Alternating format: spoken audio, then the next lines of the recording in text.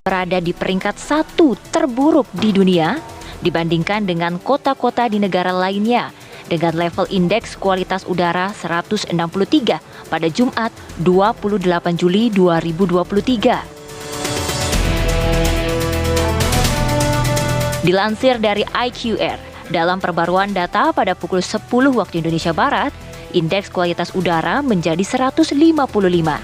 Artinya tidak sehat bagi masyarakat Jakarta.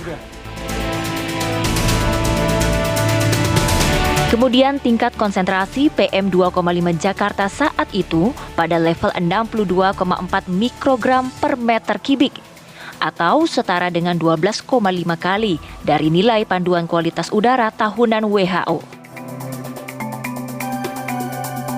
Mengapa belakangan ini kualitas udara Jakarta terasa kian buruk?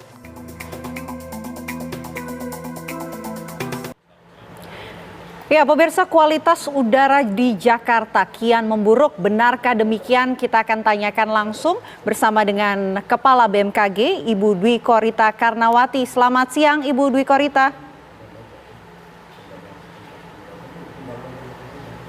Ya, tampaknya suara Ibu Dwi masih belum terdengar. Selamat siang Mbak Vena dan Mbak Ana. Oke.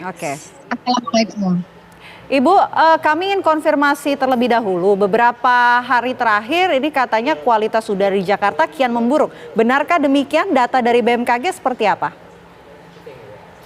Menurut hasil pemantauan konsentrasi PM2,5 Jakarta yang dilakukan oleh BMKG sepanjang bulan Juli, menunjukkan adanya peningkatan konsentrasi. Secara umum, kondisi kualitas udara di Jakarta mayoritas atau lebih sering berada pada kategori sedang. Namun demikian, beberapa kali konsentrasi PM2,5 menunjukkan lonjakan dengan konsentrasi tertinggi dalam 1 jam berada pada level 149,3 mikrogram per meter kubik, terjadi pada tanggal 22 Juli yang lalu, pukul 4 ya tepatnya, dan pernah juga mencapai 146 mikrogram per meter kubik, terjadi pada tanggal 6 Juli 2023 pukul 1 dini hari. Nah, PM2,5 dengan konsentrasi ini dapat dikategorikan dalam kondisi tidak sehat. Pencatatan kualitas udara yang kurang baik tersebut lebih sering terjadi pada lepas malam hingga pagi hari, jadi tidak menerus. Nah, dikarenakan lapisan udara yang dingin yang turun ke permukaan bumi saat malam hingga dini hari, itu yang mempengaruhi peningkatan konsentrasi tadi, membawa serta polutan dari seluruh lapisan udara. Selain itu, tingginya konsentrasi PM2,5 juga dipengaruhi dari sisi kondisi musim. Saat ini memasuki musim kemarau di Jakarta.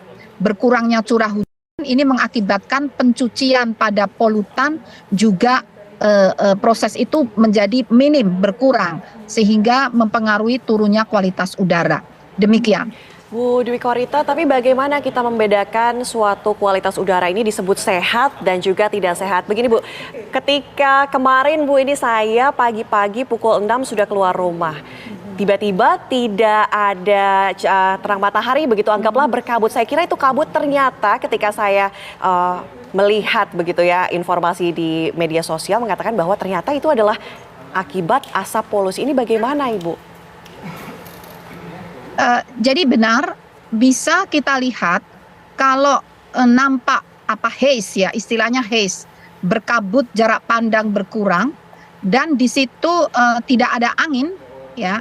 Ini beda ya kalau misalnya karena cuaca itu bisa juga berkabut ya, tapi biasanya masih ada angin. Nah, untuk lebih tepatnya kita bisa cocokkan pada perakiraan cuaca.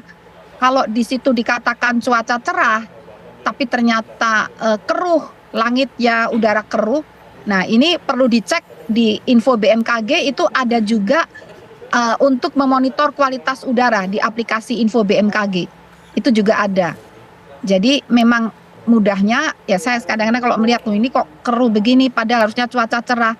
Nah, lalu kita cek kualitas udara yang ada aplikasi tersebut. Oke. Jadi demikian cara membedakannya dengan visual, kemudian kita cek dengan info BMKG, dan kami juga memonitor dengan pengukuran PM2,5. Oke. Jadi kadang-kadang ada lonjakan memang.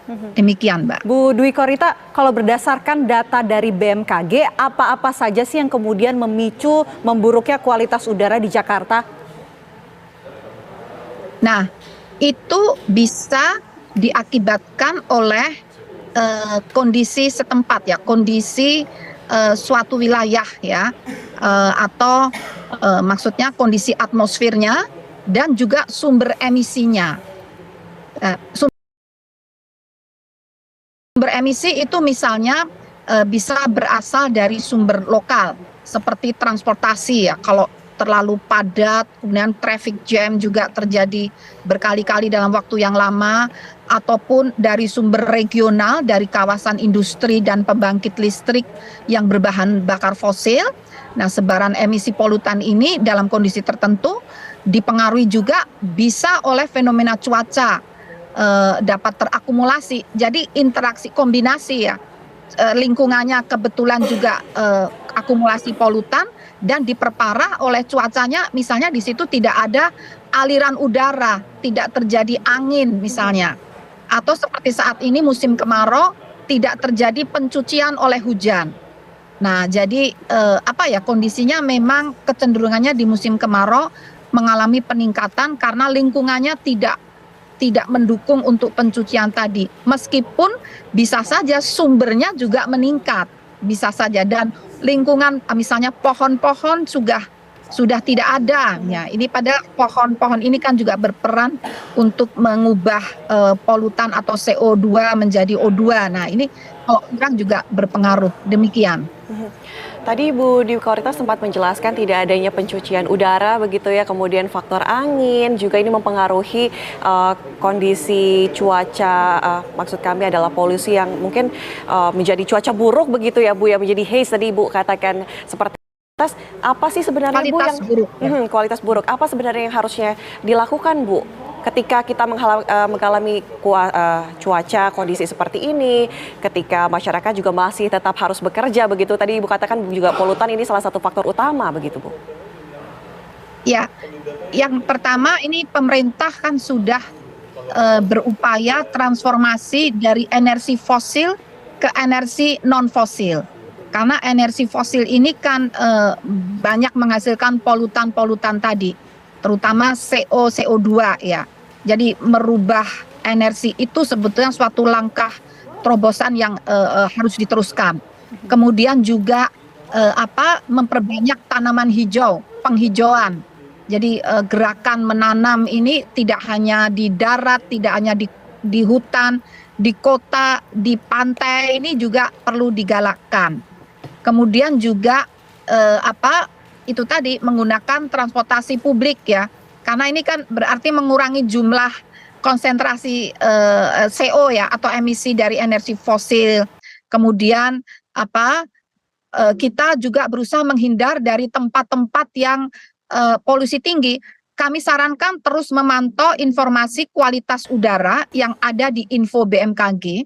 Di situ kita akan tahu di wilayah tertentu ini sudah seberapa tinggi atau seberapa parah kualitas udaranya, dan juga menggunakan masker dan juga melakukan pembersihan udara di dalam ruangan, misalnya dengan filter udara, mengurangi paparan polutan dalam ruangan. Antara lain demikian. Oke, Bu Dwi Korita mungkin bisa memberikan gambaran kepada saya dan juga mewakili masyarakat yang lain yang mungkin belum bisa membedakan kondisi langit Jakarta di pagi hingga sore hari yang nampaknya ini cukup mendung, Bu. Cara membedakan bahwa langit ini mendung karena hujan dengan langit yang mendung karena polusi atau kualitas udara yang buruk ini seperti apa? Jadi langit yang bersih itu kan biru. Nah, kalau mendung itu kan ada awan-awannya. Tapi kalau langit gelap tidak ada awan, nah itu berarti tidak birunya. Jadi abu-abunya itu bukan karena mendung. Kalau mendung itu ada awan, awan itu kan ada bentuk ya. kita kan tahu ya,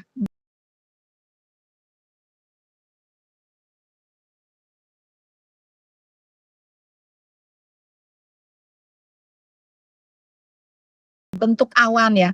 Mau hujan itu kan juga gelap, tapi berawan, berawan. Nah, sekarang ini kan musim kemarau. Pembentukan awan-awan hujan ini sangat minim. Nah, sehingga kalau langitnya abu-abu gitu ya, dan tidak ada awan itu ya, tuh, wah ini berarti kualitas menurun. Kami koordinasi dengan Kementerian Lingkungan Hidup juga selalu memonitor hal tersebut biar ada dengan semua pihak dan masyarakat. Jadi demikian. BMKG begitu ya, kalau kita melihat kualitas udara saat ini, tadi Ibu juga menyarankan menggunakan masker. Artinya sudah separah itu Bu kualitas udara di sini?